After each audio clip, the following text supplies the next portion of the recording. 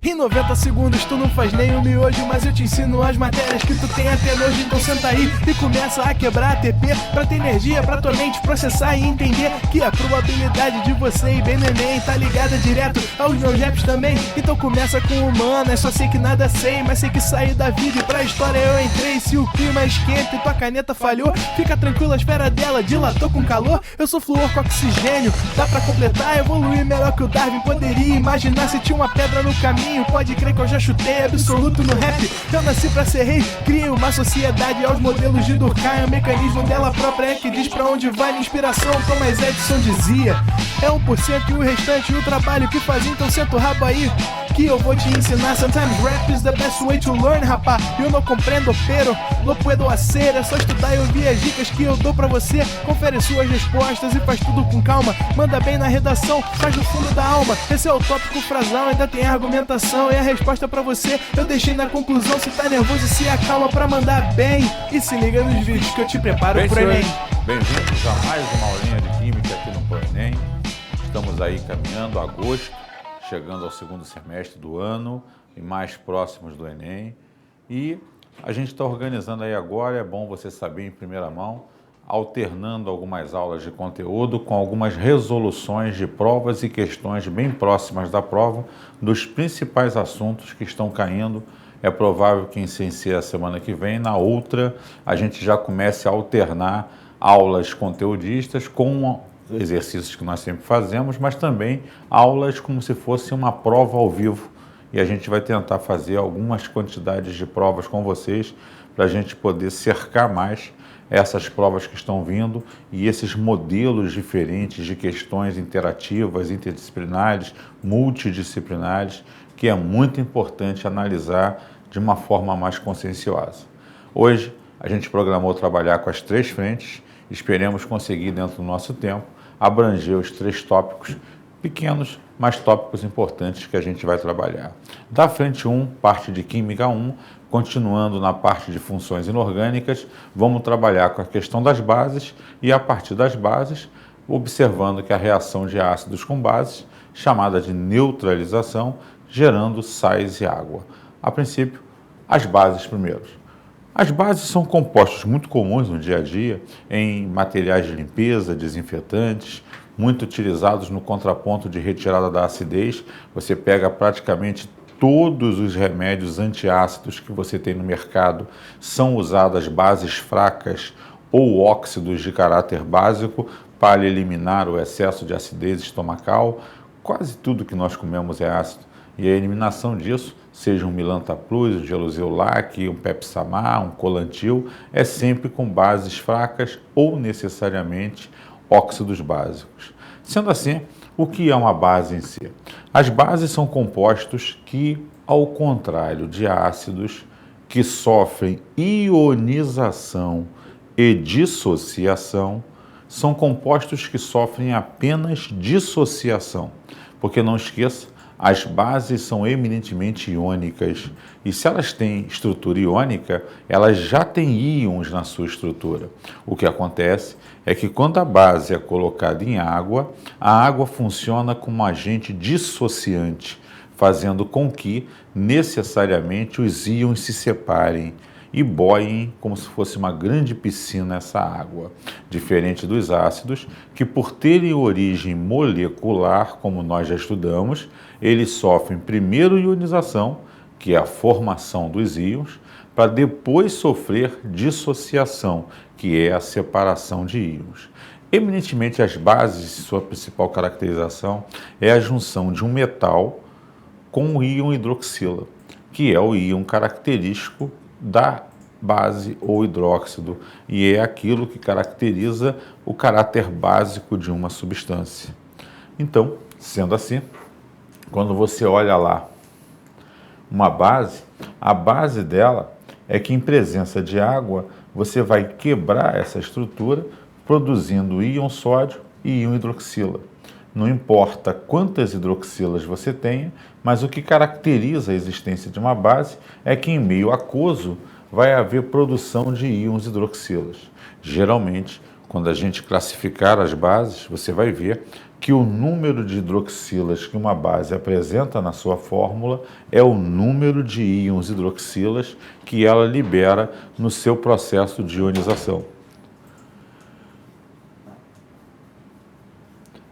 Como a gente está observando, quando você faz a dissociação iônica, e por isso base tem grau de dissociação e não grau de ionização, você vai ter sempre íons hidroxilas sobrando. E observa o que eu falei, se a base tem 2 hidroxilas, quando ela ioniza, ela liberta 2 hidroxilas. Se a base tem 3 hidroxilas, como a de alumínio, quando ela ioniza, quando ela dissocia, ela produz 3 íons hidroxilas e assim por diante. O OH é responsável pelas propriedades comuns de todas as bases, assim como nos ácidos a gente previu que os íons hidrogênios ou hidrônios eram as estruturas livres que gerenciavam a acidez. Então você vai ver que toda base se caracteriza pela presença dos hidroxilas. É interessante perceber o caso do hidróxido de amônio. Ele deriva de uma substância molecular chamada amônia, que sofre ionização gerando o íon amônio, e esse sim, em presença de água, forma o hidróxido de amônio. Então, é a única base, a princípio, não metálica importante que a gente tem. E, como característica geral, você vai ver que ela é uma base fraca, porém, uma das únicas bases fracas que são solúveis e voláteis devido ao seu baixo ponto de ebulição. Sempre que falarmos de função, 3 pontos são importantes: classificar, pegar uma fórmula para dar um nome e pegar um nome para fazer a fórmula. É o ponto crucial que você tem que levar na sua bagagem. Enquanto classificação, 3 são critérios importantes para classificar uma base principalmente. O primeiro deles, quanto ao número de íons hidroxilas que são liberados em meio aquoso. Geralmente, quando uma base libera uma única hidroxila, ela é caracterizada por ser uma monobase, usualmente por ter uma única hidroxila na sua fórmula. Uma dibase é toda e qualquer base que em meio aquoso libera 2 íons hidroxila. Então você vai ver que todas elas têm 2 hidroxilas. Uma tribase é uma base que em meio aquoso libera 3 íons hidroxilas. Por exemplo, essas todas que estão aí. E uma tetrabase é uma base que a princípio vai liberar 4 íons hidroxilas. No caso da base, e ao contrário dos ácidos, praticamente todas as bases têm o número de hidroxilas que libera. Ácidos terão várias exceções, mas as bases não. O segundo critério é justamente a volatilidade. A volatilidade está muito ligada à ideia de que o calor da temperatura ambiente seja suficiente para fazer com que aquela base passe ao estado gasoso. Então, se você vai avaliar em função do ponto de ebulição da substância. Substâncias que têm ponto de ebulição alto raramente volatilizam, porque elas precisariam de muito mais calor para passar ao estado gasoso. Então, para que uma base seja volátil, a primeira principal característica dela é que o ponto de ebulição dessa base seja baixo. E aí, basicamente, as bases que você vai ter voláteis serão aquelas como o hidróxido de amônio, que tem um ponto de ebulição muito baixo. Todas as outras são chamadas de fixa porque apresentam um ponto de ebulição elevados. Solubilidade. Solubilidade é a capacidade da substância se dissolver em outras, principalmente em água. Na maior parte das vezes, a solubilidade está ligada à capacidade de se dissolver em água. Porém, não podemos deixar de dizer que seria dissolver em qualquer outra substância. Daí você sempre teve os 3 critérios principais: as muito solúveis, as pouco solúveis e as insolúveis. Essa é a base diferencial que a gente vai ter. Isso fica como?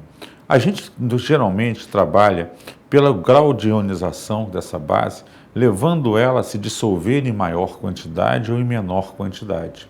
De uma forma geral, a gente costumava dizer que as bases de metal alcalino eram muito solúveis. As bases de metal alcalino terroso, pouco solúveis.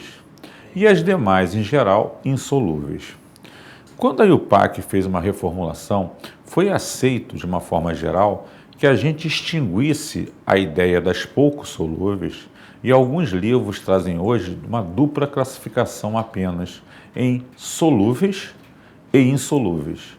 As solúveis são aquelas que dissolvem em grande quantidade em outras substâncias. E hoje eu diria, então, de uma forma geral, que as bases do grupo 1A, 2A e o íon amônio são solúveis. As insolúveis são aquelas que se dissolvem em muito pouca quantidade ou não se dissolvem. Seriam todas as outras.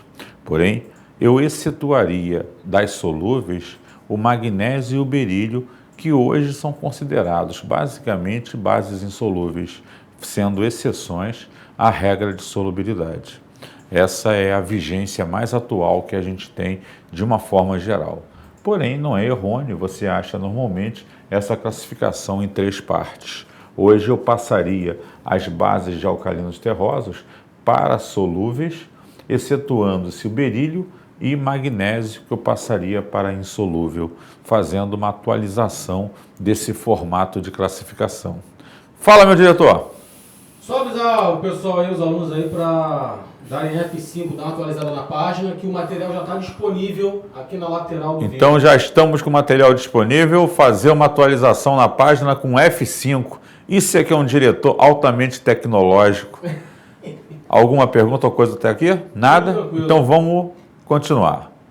Bom, talvez o critério mais importante de análise classificatória seja avaliar a força da substância. Lembra de ácido? O que caracterizava a força de um composto? A quantidade de íons que esse composto apresenta. Quanto mais ionizado for o composto, maior é o exército de ataque que esse composto tem. Se eu tivesse 100 moléculas e as 100 tivessem ionizadas, eu era o exército mais poderoso do mundo. Mas se das minhas 100 moléculas só 10 se ionizam, a minha força é pequena, o meu exército é pequeno. Então, quem mensura isso? Se a aula fosse de equilíbrio iônico, eu diria que era o Ka, o Kb, o Ki, as constantes de ionização. No caso de bases, o Kb. Quanto maior a constante de ionização de uma base, maior é o seu processo de ionização e mais forte ela é. Se eu tivesse o alfa, chamado no caso de bases de grau de dissociação, quanto maior o grau de dissociação, mais forte essa base é. Hoje, de uma forma geral, nós costumamos dizer que se o alfa de um composto é maior que 50%, ele é forte. Se o alfa é menor que 50%, ele é fraco. E quanto maior o grau de ionização para os ácidos e o grau de dissociação para as bases, mais forte vai ser a substância. E, evidentemente, que quanto menor, mais fraca é a sua substância. Então, o grau de dissociação é, no caso das bases, o critério mais formal para que você trabalhe essa questão da força. Mas vamos supor, como eu fiz em ácidos, que o cara não deu a constante, o cara não deu o alfa na prova. E aí, rezar é uma opção. Porém, se você não quiser rezar, guarda o seguinte: bases de metal alcalino e alcalinos terrosos são fortes. As demais bases são fracas. Essa é a forma de pensar. Eu faria as seguintes alterações. A base de amônio é solúvel, porém ela é fraca.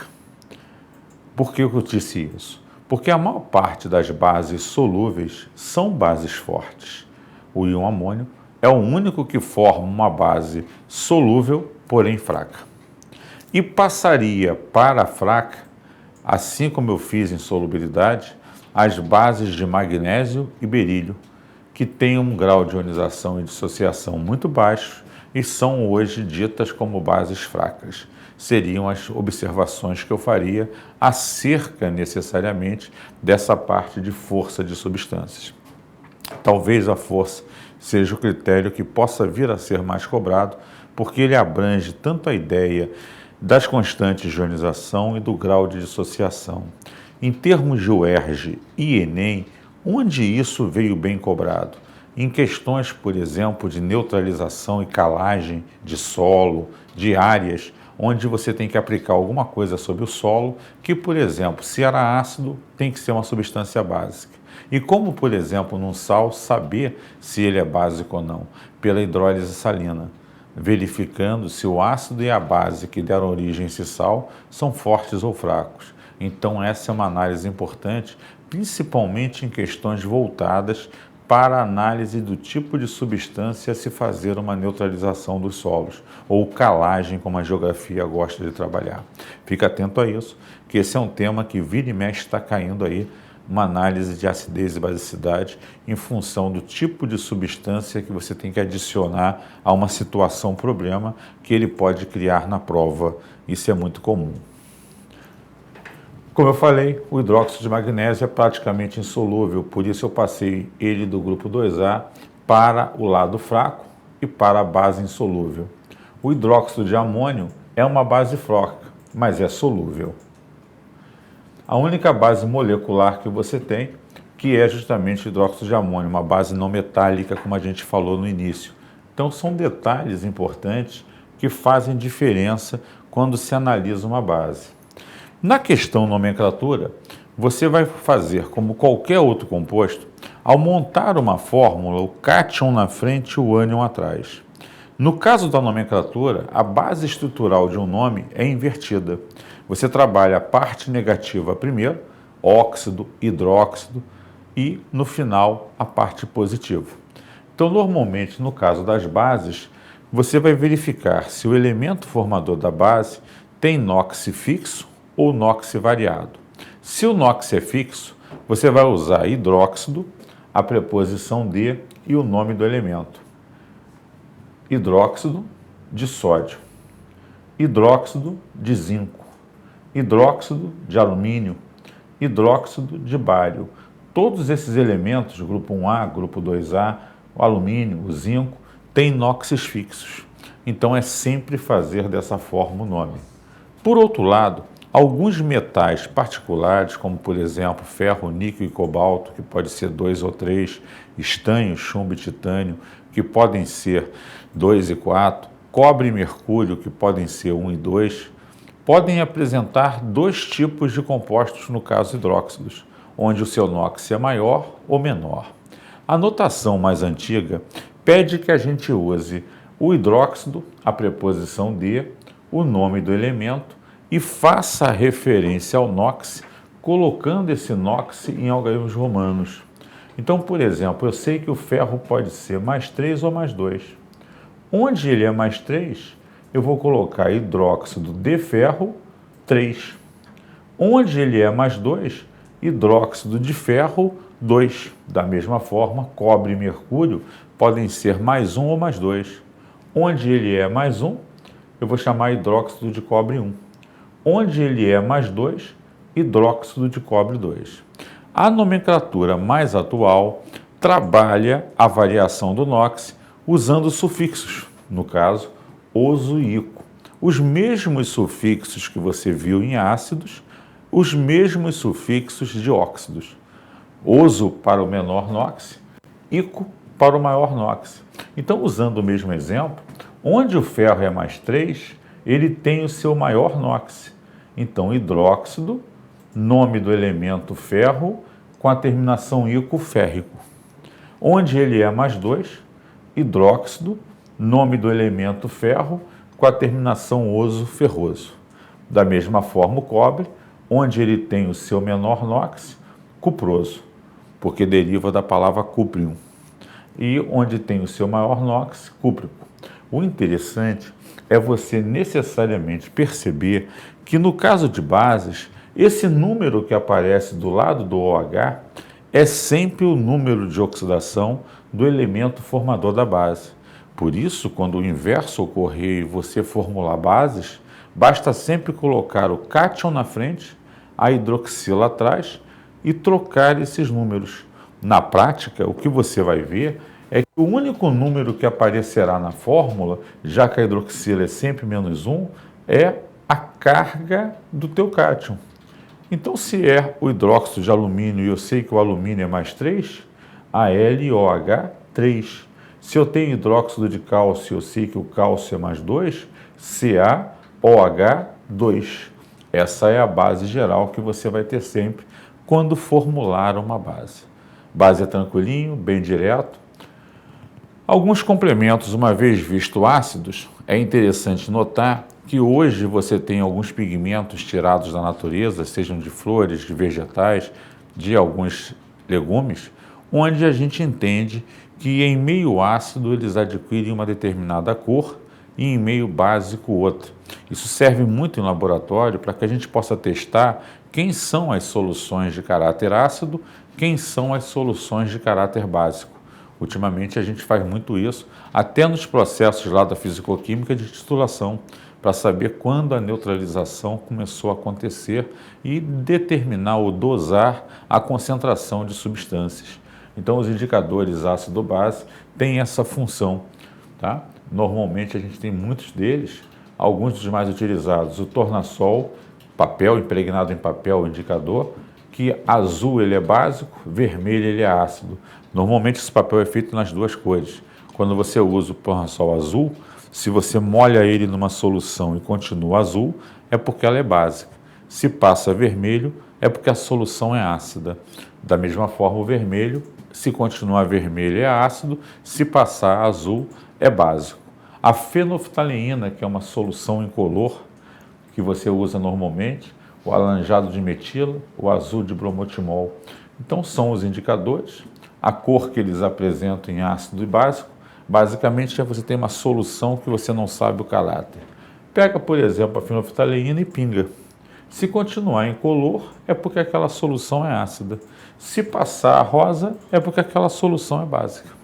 Se fosse um outro indicador, como o azul de bromotimol, ele ficaria amarelo em meio ácido, geralmente pH abaixo de 6, azul em pH acima de 8, e no próximo do 7 ele fica esverdeado. É um indicador de melhor qualidade, podendo ter uma faixa mais potencialmente conhecida da acidez e basicidade de um composto. Então, esse é um complemento só para lembrar você, né? E aí, botei um complemento final de algumas bases muito importantes, mas para quando você baixar o material ou estudar na internet, apenas ter essa complementação. É interessante de falar que a hidróxido de sódio é a chamada soda cáustica, muito utilizado no desentupimento de ralos e esgotos, tá? E retira com facilidade gorduras, então é muito utilizado nesse sentido. A potassa ou KOH também é um produto muito importante que você usa na natureza e nas limpezas e de gordura principalmente. O hidróxido de magnésio, por ser uma base fraca, é um dos principais remédios no controle da acidez, assim como o hidróxido de zinco e de alumínio, que são formadores dos principais remédios. O hidróxido de cálcio, muito utilizado entre outras substâncias, como o óxido de cálcio, nos processos de calagem de solo, pelo seu baixo custo e da neutralização para a melhoria do solo, e por ter íon cálcio, que é um íon extremamente interessante para os vegetais, para as plantações como um todo. Então é só uma ilustração para você no geral. Vamos ver aí, como eu falei, hidróxido de alumínio, usado em floculação para poder eliminar impurezas de suspensão na água, no tratamento de água, usado como base fraca em alguns medicamentos e assim por diante. E aí eu botei algumas questões mais diretas, mais associadas a esse raciocínio ácido-base. Uma base forte, espera aí, se ela é forte, provavelmente tem um alfa maior que 50, é formada por um metal alcalino ou alcalino terroso. E uma das características dos alcalinos e alcalinos terrosos é que são elementos à esquerda da tabela. E se eles estão à esquerda, eles são muito eletropositivos. Então deve ser provavelmente um elemento muito eletropositivo. Semimetal estaria fora porque não é mais uma classificação utilizada. Os eletronegativos estão à direita e, portanto, seriam ametais e não metais. Metal com 3 elétrons teria 3A, e se é 1A e 2A, não pode ser isso daqui. E ametal jamais, porque em geral os ametais não formam bases. Então, com certeza, a letra A vai ser a resposta que você tem dessa opção. Hidróxido de sódio, conhecido no comércio como soda cáustica, costuma ter aqueles textozinhos mínimos. Se é a soda cáustica ou hidróxido de sódio, por ser do grupo 1A, é uma base forte e solúvel. Seu alfa é maior que 50%. Sua fórmula, NaOH. E se é formado de sódio e hidroxila, é com certeza um composto iônico e, portanto, bem ionizado e dissociado. Em água se dissocia, correto, para as bases. Os sabões são usados normalmente com sódio e potássio. É uma molécula... Não, se ele é solúvel e dissocia-se em água, não pode ser insolúvel. Então, a letra E, com certeza, vai ser a sua opção de resposta.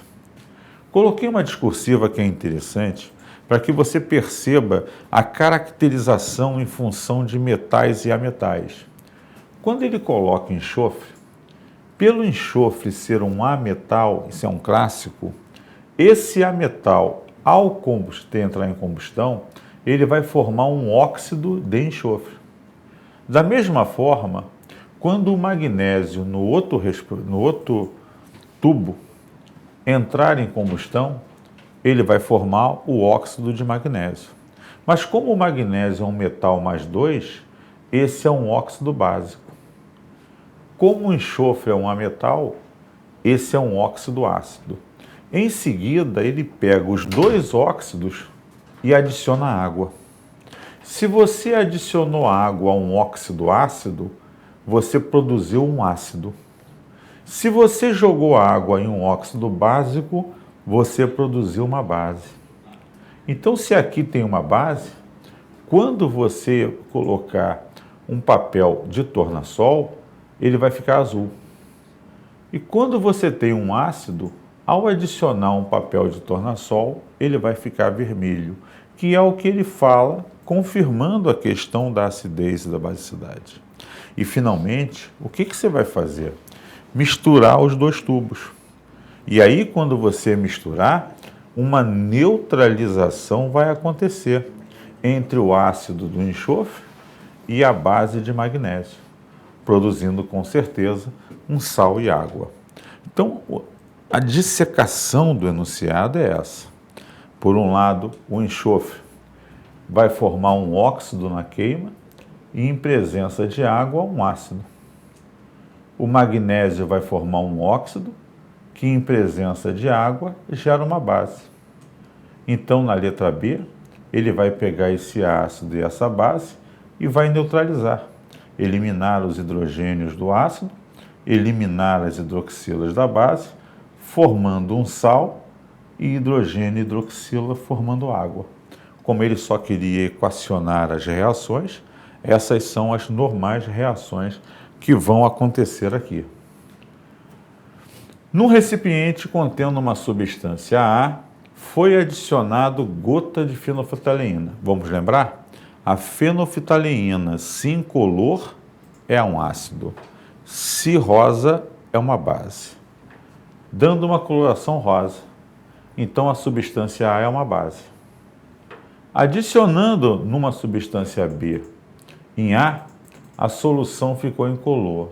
Então, esse B só pode ser ácido para tornar a fenolftaleína incolor. Então, a minha resposta deve ser aquela que diga que a substância A, por ter ficado rosa, é uma base. E que a substância B, por ter tornado A incolor, é um ácido. Então, se A é uma base e B é um ácido, provavelmente a letra C vai ser a resposta que você vai ter. Uma base tem fórmula MOH. Para pensar naquilo que eu te falei. Se o número que está aqui do lado é 1, é porque esse metal é mais 1. Se fosse 2, esse metal é mais 2. Como é 1, esse metal deve ser do grupo 1A. Então, jamais seria o enxofre, por ser um ametal. O alumínio é do 3A mais 3, teria que ter um 3 aqui do lado. O cálcio é do 2A, teria que ter um 2 aqui do lado. O chumbo, o 2 ou o 4. O único elemento que forma uma base, cuja hidroxila vai ter um subentendido aqui, é o sódio, porque é da família 1A. Então, com certeza, esse elemento deve ser o sódio, letra C. Um outro muito comum tipo de Enem, onde você mexe com uma situação de remédio, onde você tem um problema do paciente com dor abdominal, que provavelmente vai ser uma acidez exagerada. A gastrite é o início do excesso de acidez, a úlcera já é uma perfuração estomacal devido à alta acidez. Então o médico deve prescrever com certeza um medicamento de característica básica, por isso um hidróxido. Mas lembra que a gente falou hoje, para ser usado como remédio, ingerido no teu esôfago e chegando ao teu estômago, o esôfago é mais sensível e as bases fortes são corrosivas. Então ele só poderia fazer isso de uma base fraca. E como 1A e 2A geralmente são bases fortes, não pode ser do grupo 1A. 16 e 17 são ametais, não formam bases. Então, com certeza, o grupo 3A, onde você tem o alumínio, é provavelmente a resposta do teu processo. Grupo 8 são metais de transição, onde as bases nem sempre são bem utilizadas ou têm essa função característica. Então, provavelmente, até pela natureza de ser uma base forte de elemento representativo, possivelmente a resposta é a letra B, devido às características desse composto. E não deu outra. Algumas caracterizações entre ácidos e bases. Ácidos, a sua maior parte são solúveis, as bases são insolúveis, excetuando-se basicamente os alcalinos e o hidróxido de amônio. A estrutura de ácido tem base molecular, os hidróxidos em geral são iônicos.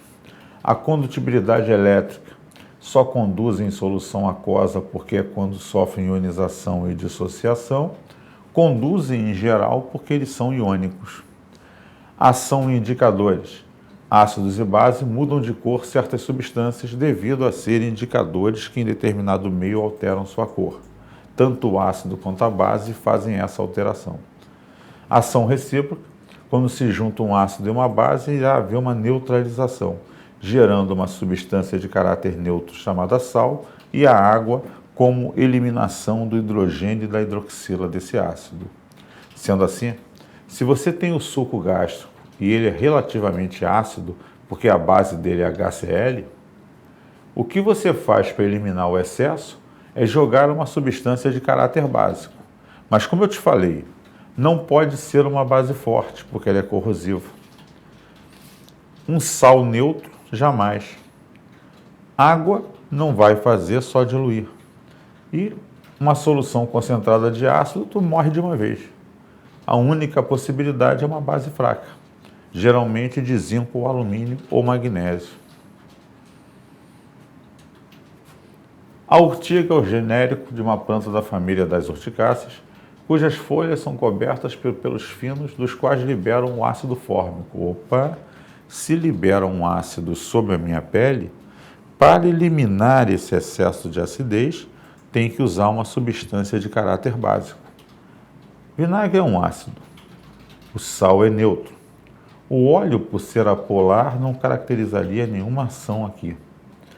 A coalhada, nem pensar porque é leite azedo, ela é ácida. E o leite de magnésio é o nome que se dá ao hidróxido de magnésio, que é uma base fraca, possivelmente a única substância que serviria como resposta. Meu diretor, como é que estamos aí? Estamos na hora do intervalinho. Então vamos dar um intervalinho para passar para a parte de físico-química. Não perca daqui a pouco pH e pOH, ponto forte de convergência de assuntos na química. Vamos lá. A matemática também faz com que criemos o hábito de raciocinar. Esse hábito é o que impulsiona a humanidade à evolução. E isso você desenvolve aqui, nas aulas de matemáticas ao vivo de segunda a sexta do ProEnem. Sempre com os melhores professores. Luiz Amaral te traz os segredos algébricos desde a antiga Babilônia. Diego Vilg percorre os labirintos geométricos te ensinando cada detalhe. Esse é o ProEnem, fazendo sempre você e além. Venha participar!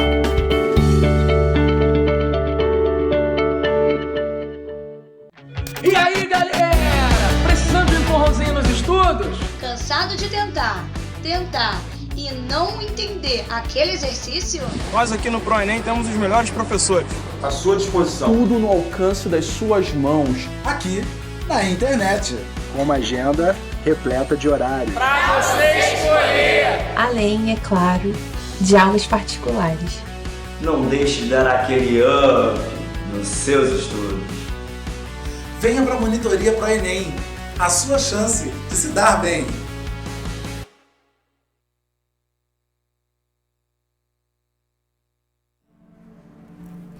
Jovem Padawan, no final desse curso, você vai entender por que você não pode ter um sábio de luz. E de quebra, ainda vai passar no Enem. Então, embarque nessa aventura de emoção e magia. Porra aí, isso ficou ruim pra c... Corta aí, corta. Então, pequeno gafanhoto, vem pro meu mundo, que você vai passar no Enem, nem que seja a última coisa que eu faça.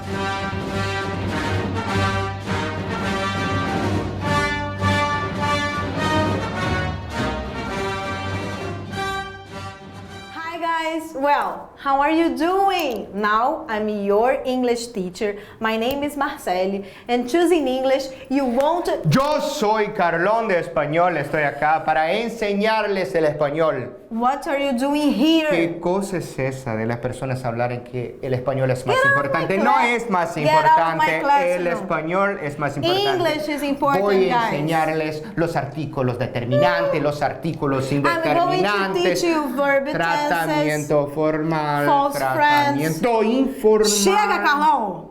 Chega! Por supuesto, sim. O que importa, meus queridos alunos, é que com o ProEnem a gente vai ajudar você a passar no vestibular. Com certeza a gente vai ensinar vocês a passarem no vestibular. Mas escolhe inglês, tá bom? Não, escolhe espanhol. Não, inglês, Carlão. Gente, vai por mim. Não, inglês é muito mais fácil. Colega, nem eu. Qual é o ônibus que eu pego aqui pra poder ir lá pro Flamengo? Por causa que tem uns amigos meus que vai andar de bicicleta lá no aterro. Parou! Some daqui! Galera, não dá pra escrever na redação Flamengo por causa que, né? Você até precisa conhecer a variante coloquial, mas você precisa dominar a norma padrão. E isso você só vai conseguir aqui comigo nas aulas de língua portuguesa do ProEnem. Conto com você!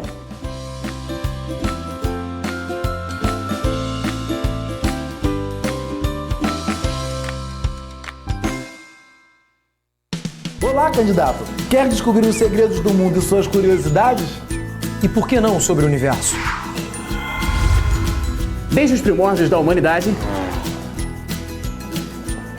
explorando cada canto do planeta e calculando seus ângulos e medidas, refletindo sobre a ação do homem na atualidade. Tudo isso em um só lugar, aqui no ProEnem. Preparação que vai além. Pouco tempo, hein? Hoje está meio tumultuado. Vamos nós. Voltando aí ao ar, vamos trabalhar na parte de físico-química, aliás, tudo a ver com a questão de indicadores de cor, de acidez e basicidade, a parte de pH e pOH. Basicamente, porque é essa parte do equilíbrio iônico que determina para mim a concentração de íons hidrogênios e hidroxilas de uma solução. Como nós já viemos hoje falando, toda vez que numa solução haver o predomínio dos íons hidrogênios, eu vou caracterizar essa solução como ácida. Toda vez que eu tiver um aumento da concentração dos íons hidroxilas, eu terei essa solução como básica. Então, qual é a ideia? Eu tenho uma substância que foi dissolvida, dissociada, ionizada em água. Se nessa dissociação há um predomínio dos íons hidrogênios, a acidez se caracteriza. Se há um predomínio dos íons hidroxilas, a basicidade se caracteriza. O que nós determinamos por meio de pH e pOH são valores nos quais, acima daquela concentração, o meio se considerará ácido ou abaixo daquela concentração, básico. E um entremeio, onde você vai ter igual quantidade de hidrogênios e hidroxilas, o que vai caracterizar o meio neutro. E aí, isso deriva de quê? Da aula passada, na qual a gente discutiu no equilíbrio iônico um equilíbrio, principalmente para eletrólitos fracos, entre os íons presentes no processo de ionização e dissociação e as moléculas que não sofrem essa ionização ou dissociação. O que a gente vai falar agora é um equilíbrio particular envolvendo a água e as presenças dos íons hidrogênios e hidroxilas. Isso baseado no que o Arrhenius coloca, que é o primeiro das teorias ácido-base, caracterizando o ácido como aquilo que tem o predomínio a liberação de íons hidrogênios e a base de íons hidroxilas. Quando eu penso em água, vindo de uma aula de neutralização, eu sei que a água foi formada pela junção do íon hidrogênio, que caracteriza o meio ácido, com a hidroxila. Então, se tem a mesma proporção dos dois, a água é uma substância neutra. Mas a água tem uma ionização, por menor que seja. Então, todo recipiente com água vai ter lá dentro uma determinada concentração de íons hidrogênios e hidroxilas na mesma proporção. Mas, em outras palavras, nas teorias modernas, a gente observa que quando o hidrogênio de uma água é liberado, ele se agrega à hidroxila da outra, gerando o íon hidrônio. E com isso caracterizando a presença do H+, na forma de hidrônio, porque não se esqueça que nós conversamos que o íon hidrogênio equivale a um próton. Por isso, nas teorias modernas, ácido é toda substância que liberta prótons, e base é aquela que recebe o próton. Por isso, os livros mais antigos colocam lá, por exemplo, pH como menos o log da concentração de hidrogênio. Os livros mais atuais, menos o log da concentração do íon hidrônio, que é H3O+. É só uma forma para a gente representativa, mas seria uma forma mais correta de escrever, mostrando que o íon hidrogênio, que é um próton, está agregado à molécula da água. E aí, vamos começar a raciocinar com essa situação. O equilíbrio é uma situação estável, há uma reação reversível, em que vai haver convivência das moléculas de água que não sofrem ionização e os íons hidrogênio e hidroxila. Da mesma forma que para qualquer substância, eu posso gerenciar o grau de ionização da água a partir da sua constante de ionização. Lembra de Kc, Kp, Ki? É a concentração dos produtos elevado aos seus coeficientes sobre a concentração dos reagentes. Só que o que a gente percebe é que essa constante de ionização é muito baixa, além do que ter uma quantidade de moléculas de água que é sempre igual. Isso faz com que eu perceba que se esse valor é uma constante, eu posso passar esse valor para o lado das constantes e gerar, K vezes um valor constante, uma nova constante que eu vou batizar de KW. Por que W? Porque A já estava para ácido, B para base, W é água em inglês. Então, KW vai ser a constante de ionização da água, ou melhor chamando, o produto iônico da água, que vai ser dado entre a concentração de íons hidrogênios e a concentração de íons hidroxilas. Concluindo, esse KW é aproximadamente igual pelo valor baixo da ionização de 10 a menos 14. Em água pura, eu diria então para você que a proporção de hidrogênios e hidroxilas tem que ser igual, e se o produto entre elas é 10 a menos 14, quer dizer que a concentração de hidrogênios ou a de hidroxilas, que tem que ser igual, será equivalente à metade disso, que é 10 a menos 7. Por isso, você vai concluir em pH que o 7 é o pH neutro. Mas o produto iônico da água, ou seja, a concentração de hidrogênios vezes hidroxila, vai ser sempre igual a esse 10 a menos 14. Então, Edson, enquanto houver o equilíbrio entre os dois íons, a neutralidade existe. Por que se isso aqui se torna ácido? Porque a concentração de hidrogênios aumenta e a de hidroxilas diminui. Porque se isso é uma constante, o produto tem que ser sempre igual a isso. Para que o produto seja igual, um deles aumentando, o outro tem que diminuir. Logo, em equilíbrio, cada um tem que ter a metade desse valor. Por isso, quando a concentração de hidrogênios for igual a de hidroxilas e igual a metade desse valor, a minha solução é neutra. Veja que eu vou fazer uma primeira análise com você em termos da concentração em valores exponenciais. A partir daí, se a minha solução é ácida, a concentração dos íons hidrogênios vai aumentar.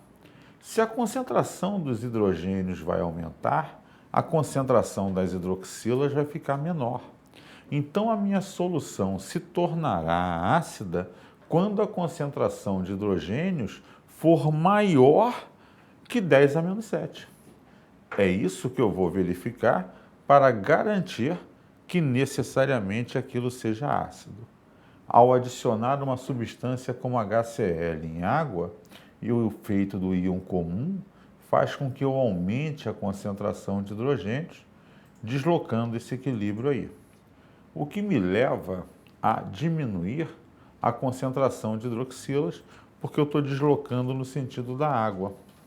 Sendo assim, se há um aumento da concentração de hidrogênios, ela tem que ser maior que 10 a menos 7, como eu falei, para a solução ficar ácida.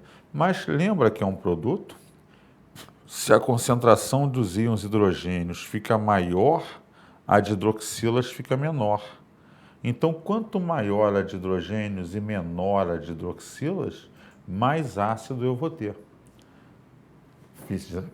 Vislumbrando essa ideia. A partir daí, para que o produto continue 10 a menos 14, eu vou avaliar que as soluções serão ácidas toda vez que a concentração de hidrogênios, para padronizar, seja maior que 10 a menos 7. Mas em soluções básicas, o que vai acontecer? Vai haver o predomínio da concentração dos íons hidroxilas. Então, eles terão que ser maior que 10 a menos 7. Só que agora vai acontecer o contrário com o hidrogênio. A concentração dos íons hidrogênios tem que ser menor que 10 a menos 7. Então, quando eu avalio em termos de concentração, eu vou ter o meu parâmetro de 10 a menos 7 como neutro. Se hidrogênios se tornarem maior que 10 a menos 7, a acidez está predominando. Se a hidroxila se tornar maior que 10 a menos 7, a basicidade está sendo necessariamente acentuada. Daí nasceu a chamada escala de pH e pOH, que eu vou fazer em função primeiro das concentrações.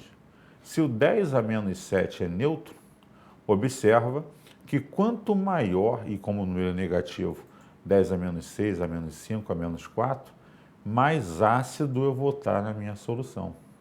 Logo, se a concentração de hidrogênios aumenta, a de hidroxilas diminui. E isso vai fazer com que seja básico. Se eu pensar em termos de hidroxila, quanto maior a concentração de hidroxila, mais básico.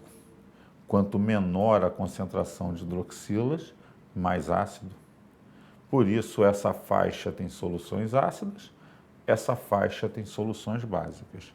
Se eu pensar em termos disso, vamos raciocinar com a concentração. Se a concentração de hidrogênios é maior que 10 a menos 7, por exemplo, 10 a menos 6, essa solução é ácida.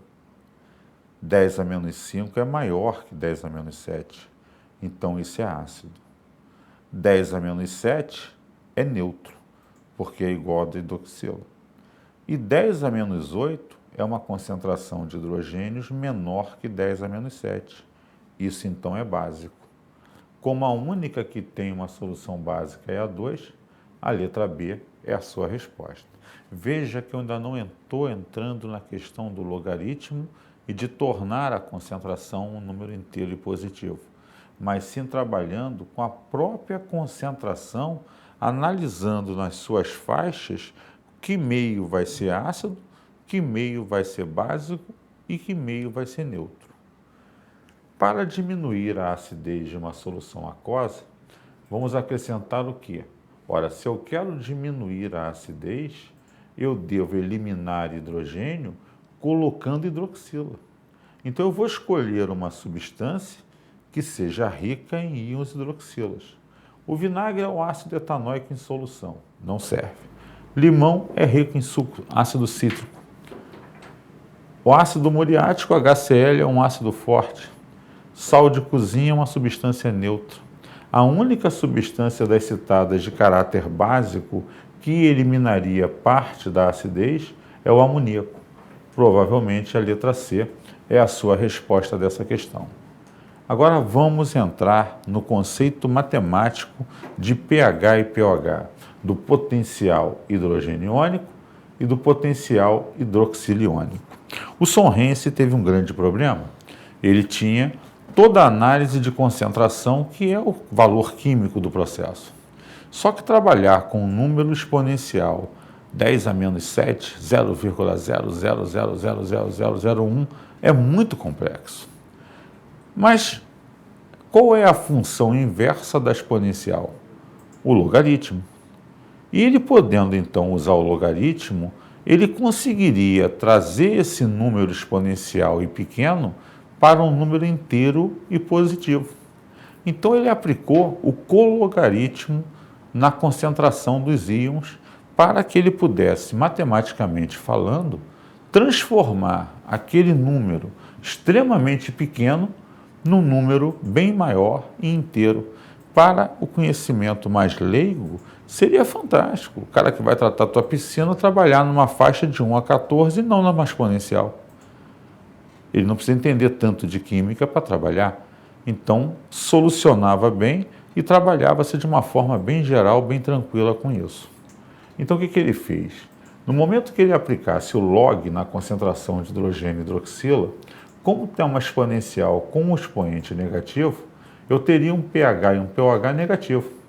Para transformar em positivo, usando os seus conhecimentos matemáticos, eu aplico o colog, menos o log. Porque menos o log de uma concentração na base 10 vai ser o expoente. Como o expoente é negativo, com esse menos da frente fica positivo. Então o pH mediria a concentração de íons hidrogênios em solução. Por isso, o log da concentração de hidrogênios. E o pOH da concentração de hidroxilas. A partir daí, algumas conclusões. Já tiramos que o produto iônico da água era 10 a menos 14. Para que esse produto iônico gerasse para mim um raciocínio matemático em termos inteiros, se eu aplicasse o log dos dois lados, eu teria o log do produto igual ao log de 10 a menos 14. Log do produto é a soma dos logs. Log de hidrogênio mais o log da hidroxila, dando log de 10 a menos 14. O que faz com que, se eu aplico o log aqui, dá menos 14. Para sumir com esse menos, multiplico por menos 1, gerando que menos o log de hidrogênio mais menos o log da hidroxila é igual a 14. Conclusão, menos o log de hidrogênio equivale ao pH, menos o log da hidroxila ao pOH. Por conclusão, pH mais pOH igual a 14. Então, num exercício em que eu saiba o pH, eu deduzo o pOH. Se eu souber o pOH, eu deduzo o pH. A partir daí, vamos raciocinar. Se a concentração de hidrogênios e hidroxilas para que a água seja neutra seja igual a 10 a menos 7, isso quer dizer que tanto o pH quanto o pOH vão ser equivalentes a menos o log de 10 a menos 7, que vai ser o próprio 7. Por isso a neutralidade é dada pelo pH igual a 7. Mas, por outro lado, se a minha solução é ácida, a concentração de íons hidrogênios tem que ser maior que 10 a menos 7. Por exemplo, 10 a menos 5. Então o pH é 5. 10 a menos 4, então o pH é 4. Então eu percebo que para concentrações de hidrogênios maiores que 10 a menos 7, o pH se torna menor. Da mesma forma, a concentração de hidroxilas teria que ser menor e faz com que o meu POH seja maior. Mas vamos tentar focar, embora eu botei os dois, o pH. Caracterizei que o 7 é a neutralidade e se o pH diminui, a minha acidez aumenta. E detalhe, quanto menor o pH, mais ácida é a minha solução. E só para ter uma ideia, a cada variação de uma unidade do pH equivale a 10 vezes maior a acidez.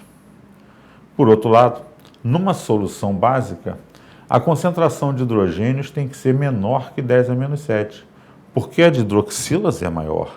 10 a menos 8, 10 a menos 9, 10 a menos 10. Então o pH aumenta, passa para 8, para 9, para 10. Então quanto maior o pH, maior a basicidade da minha solução. Então eu vou ter numa escala uma variação que 7 é neutro, diminuindo é ácido, aumentando é básico. O que torna muito mais fácil variar de 1 a 14 do que 10 a menos 7, 10 a menos 6 e assim por diante. Logo, quanto maior a acidez, maior a concentração de hidrogênios, porém menor o pH. Da mesma forma, a basicidade funciona inverso. Vamos fechar alguns exercícios fundamentais para trabalhar essa ideia. Qual o pH de uma solução cuja concentração hidrogeniônica é 10 a menos 8? Se essa é a concentração de hidrogênios, pH é menos o log dessa concentração. E menos o log dessa concentração vai equivaler a um pH 8. Não esquece que o pH, o log de 10 na base 10, é sempre o expoente. Então isso é bem direto, bem tranquilo de trabalhar com pH.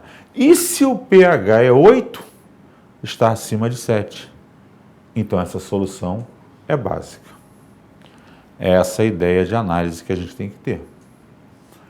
Uma determinada amostra de refrigerante tem pH 3. Opa, o contrário também funciona. Se o pH é menos o log da concentração de hidrogênios, e ele é 3, então a concentração de hidrogênios é 10 elevado a menos 3. Porque não esqueça que eu disse a você que aquele expoente da potência é o pH. Então, se o pH é 3, a concentração de hidrogênios é 10 a menos 3. Essa é uma fórmula matemática que você pode usar sempre. Lembra aquilo que eu te falei, ó. Se a concentração é 10 a menos 8 e o log de 10 a menos 8 é 8, 8 é esse expoente. Então, se eu sei o pH, eu transformo para cá e eu sei a concentração. Então, se o pH é 3, a concentração de hidrogênios vai ser 10 a menos 3. Tranquilo, fácil de trabalhar. Qual o pH de uma solução milimolar de ácido clorídrico? O ácido clorídrico é um ácido forte, portanto totalmente ionizado. Milimolar, 0,001. 1 vezes 10 a menos 3. Se a concentração é 10 a menos 3, aplicando no logaritmo, isso vai ser 3.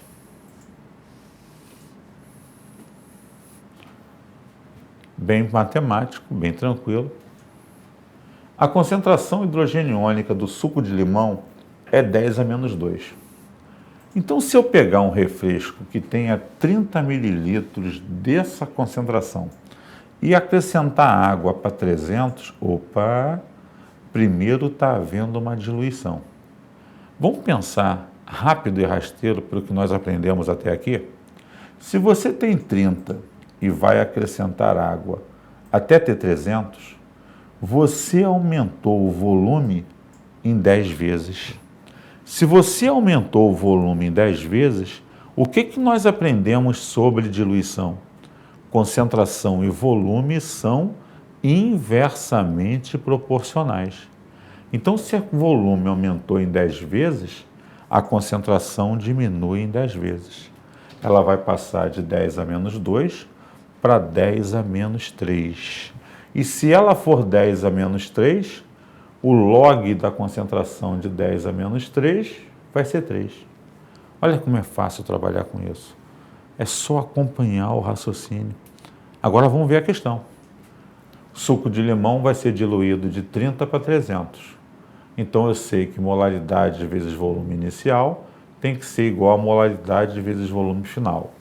A concentração inicial é 10 a menos 2, o volume inicial é 30. O volume final, 300. Vou calcular a concentração final, que vai ser 10 a menos 3. Aplicando no pH, 3. Fizemos de cabeça ainda agora. E agora no papel. Não é problemático, o pH é bem tranquilo. O importante é você saber raciocinar friamente e matematicamente com essa questão. Matemática serve para isso, ser ferramenta da química. Isso é muito importante para a gente que é químico. De vez em quando usar matemática para alguma coisa. Essa é uma questão muito interessante. Porque eu falei ainda agora com você. Cada unidade que varia o pH, na prática, aumenta ou diminui em 10 vezes a acidez. Se o pH está diminuindo, a acidez está aumentando. Então, de 7 para 6, eu aumento em 10 vezes. Se eu variar mais uma unidade, de 7 para 5, 10 vezes 10, eu aumentei em 100 vezes. Se eu variar de 3 unidades, 10 vezes 10 vezes 10, aumentou em 1000 vezes. Por isso o teu peixinho morre se as variações de pH de um aquário forem maiores que uma unidade. Você, na verdade, está tornando aquilo 10 vezes pelo menos mais ácido. Por isso você aprendeu que no teu sangue a oscilação de máxima que tem é de 7,2 para 7,4. Por quê? Variar 0,2 unidades no pH é dobrar a acidez. Nós morremos de acidose ou de alcalose, como o teu professor de biologia vai te explicar. Mas porque variações mínimas de pH podem tornar a acidez extremamente mais elevada ou mais baixa, o que faria as organelas morrerem todas. No caso aqui, ele vai fazer uma questão onde ele diz que a chuva de uma cidade tem pH igual a 5. E a neutralidade é 7. Aí ele pergunta, se o pH é 5 e a neutralidade da água pura é 7, quantas vezes aumentou a tua acidez? Se você traz na bagagem que cada unidade de pH aumenta em 10 vezes a acidez, variar de 2 unidades vai aumentar em 100 vezes. Mas vamos raciocinar matematicamente. A chuva ácida tem pH 5, então a concentração de hidrogênios é 10 a menos 5. A água pura tem pH 7, a concentração de hidrogênios é 10 a menos 7. Então a razão entre a concentração de hidrogênios da chuva e da água pura, 10 a menos 5 sobre 10 a menos 7, vai ser equivalente a 10 ao quadrado ou 100. Posso fazer matematicamente ou posso ter pensado como eu te propus, raciocinando com o teu conhecimento e bagagem cultural. O pH de um certo... Essa questão é excelente, eu já vi várias vezes o cara discutir quando é envasado o refrigerante e você bota gás e tapa, o que aconteceu com o pH, com a acidez. Se você destapar o refrigerante, o que aconteceu? O problema é que é um equilíbrio químico do CO2 com os íons hidrogênios. Se você aumenta a quantidade de CO2, você desloca o equilíbrio para a produção de hidrogênios e aumenta a acidez, diminuindo o pH. Se você abre a tampa do refrigerante, o gás escapa. A concentração de CO2 diminui.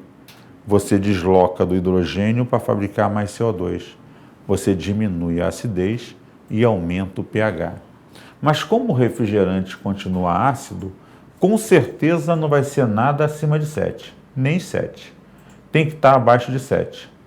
E como você, quando faz o equilíbrio, esse é o deslocamento, se você injetar gás, você desloca para cá e aumenta a acidez. Se o gás escapa, você desloca para lá e diminui a acidez. Como ele está discutindo abrir o refrigerante, quando você abre o refrigerante, você perde gás. Você desloca o equilíbrio nesse sentido para compensar a perda do gás, fazendo com que aumente o pH, diminuindo a acidez. Se o pH inicial do enunciado é 4, tem que ser um valor acima de 4, porém menor que 7. Então, a tua faixa vai estar entre 4 e 7. Meu diretor, como é que estamos? Perguntas? Estou tranquilo.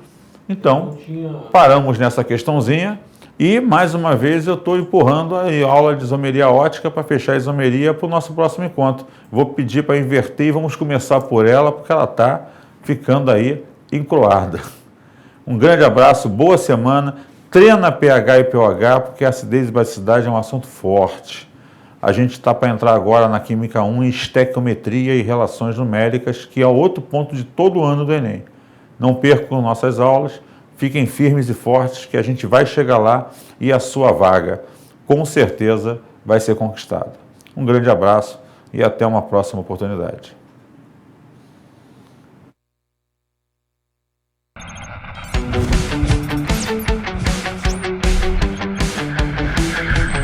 ProEnem, a preparação que vai além.